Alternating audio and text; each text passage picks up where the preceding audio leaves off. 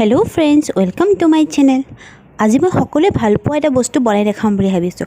আপোনালোকে গম পাইছে কি বনাই দেখাম আৰু ভিডিওটো সম্পূৰ্ণকৈ চাব আৰু যদি মোৰ ভিডিওটো ভাল পায় দেন লাইক আৰু কমেন্ট কৰিবলৈ নাপাহৰিব আৰু লগতে মোৰ চেনেলটো সাবস্ক্ৰাইব কৰি দিবলৈ নাপাহৰিব। তো চাও আহক আমি আজি কিদৰে ঘৰতে ৰসগোল্লা বনাব পাৰোঁ। ৰসগোল্লা সকলোৰে ফেভাৰিট হয়, আপোনালোকে ঘৰত ট্ৰাই কৰিব, খুব ইজি ৰেচিপি হয়। চাও আহক কিদৰে সহজতে ঘৰতে ৰসগোল্লা বনাব পাৰি। প্ৰথমতে মই লৈছোঁ এটা বিটৰুট। ই একেবাৰে অপচনেল হয়, মই জাস্ট ৰসগোল্লা কালাৰটো অলপ চেঞ্জ কৰিবৰ কাৰণে ইয়াক ব্যৱহাৰ কৰিছোঁ। কাটি লোৱা বিটৰুটখিনি মই মিক্সিত পিচি ল'লোঁ আৰু ভালদৰে চেকি ল'লোঁ। আৰু এতিয়া মই লৈছোঁ 1.5 লিটাৰ গাখীৰ। 1.5 লিটাৰ গাখীৰত যোনখিনি বিটৰুটৰ জুচ বনাইছিলোঁ সেইখিনি মই দি দিম। একচুৱেলি ই অন্য একো নহয়, মই জাষ্ট কালাৰটো ৰসগোল্লাৰ কালাৰটো অলপ চেঞ্জ কৰিবৰ কাৰণেহে ব্যৱহাৰ কৰিছোঁ।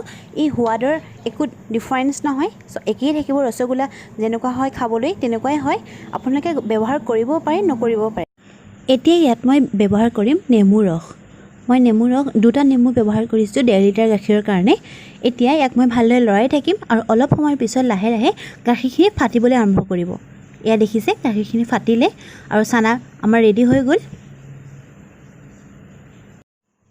এতিয়া মই এখন ভাল কাপোৰ লৈছোঁ আৰু চানাখিনি পানীখিনিৰ পৰা ছেপাৰেট কৰি লৈছোঁ। এয়া চাওক চানাখিনি মই পানীখিনিৰ পৰা ছেপাৰেট কৰি ল'লোঁ আৰু এতিয়া ইয়াত মই পানী দি দিছোঁ। ভালদৰে 2বাৰ বা 3বাৰ ইয়াক মই চানাখিনি ধুই ল'ম।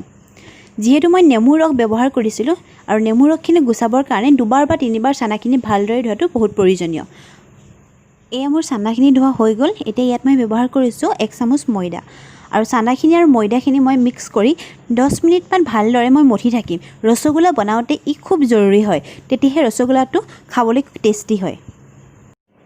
10 মিনিট মঠাৰ পিছত মোৰ চানাখিনি কিমান স্মুথ হৈ গ'ল দেখিছেই। আৰু এতিয়া ইয়াৰ পৰাই মই সৰু সৰু লাডু বনাই ল'ম।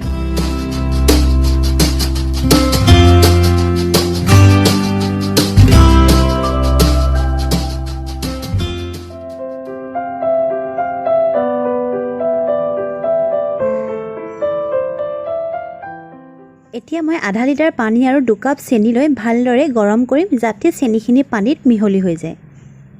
এয়া দেখিছে চেনিখিনি পানীত ভালদৰে মিহলি হৈ গ'ল আৰু এতিয়া মই বনাই থোৱা ৰসগোল্লাৰ বলখিনি মই পানীত দি দিছোঁ আৰু উতলিবলৈ দিছোঁ। ইয়াক কমেও 20 বা 25 মিনিটৰ কাৰণে উতলিবলৈ দিব লাগিব আৰু এতিয়া ইয়াক মই অলপ সময়ৰ কাৰণে ঢাকি ৰাখিম। ইয়াত 10 মিনিট হৈ গ'ল। এতিয়া 10 মিনিটৰ পিছত মই ৰসগোল্লাখিনি চাম কেনেকুৱা হৈছে দেখিবলৈ।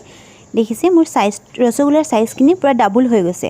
মই সেইকাৰণে কি কৰিলোঁ, ইয়াত থকা ৰসগোল্লাৰ আধাখিনি বেলেগ এটা পাত্ৰত উতলিবলৈ দিছোঁ, কাৰণ যিহেতু মোৰ পাত্ৰটো সৰু হয় সেইকাৰণে ৰসগোল্লাখিনি মই ছেপাৰেট কৰি ল'লোঁ। মই যিমানখিনি চাইজৰ লাডুখিনি বনাইছিলোঁ দেখিছে পূৰা ডাবল হৈ গৈছে আৰু ইয়াক আকৌ মই 10 মিনিটৰ কাৰণে উতলিবলৈ দিম, কাৰণ ইয়াত ভিতৰটো ভালদৰে সিজা নাই। আকৌ 10 মিনিট বইল কৰাৰ পিছত এয়া মোৰ ৰসগোল্লা ৰেডি হৈ গ'ল। এতিয়া ইয়াক মই অলপ সময়ৰ কাৰণে ঠাণ্ডা হ'বলৈ দিম। মোৰ ৰসগোল্লাখিনি দেখাত অলপ হালধীয়া হৈছে, যিহেতু মই বিটৰুটৰ ৰস ব্যৱহাৰ কৰিছিলোঁ আৰু আপোনালোকে ব্যৱহাৰ নকৰিব পাৰে, কাৰণ সোৱাদৰ একো ডিফাৰেঞ্চ নহয়, মই আগতেও কৈছোঁ। এয়া দেখিছে মোৰ ৰসগোল্লা ৰেডি হৈ গ'ল। এতিয়া খাব পৰা হৈ গ'ল, ঠাণ্ডাও হ'ল। দেখাত খুব ধুনীয়া হৈছে দেখিছে আপোনালোকে, আৰু আপোনালোকেও ট্ৰাই কৰক এবাৰ, মোক জনাব কেনেকুৱা হৈছে খাবলৈ। আৰু যদি আপোনালোকে মোৰ ভিডিঅ'টো ভাল পালে দেন লাইক আৰু শ্বেয়াৰ কৰিবলৈ নাপাহৰিব আৰু লগতে মোৰ চেনেলটো ছাবস্ক্ৰাইব কৰি দিবলৈ নাপাহৰিব। ধন্যবাদ।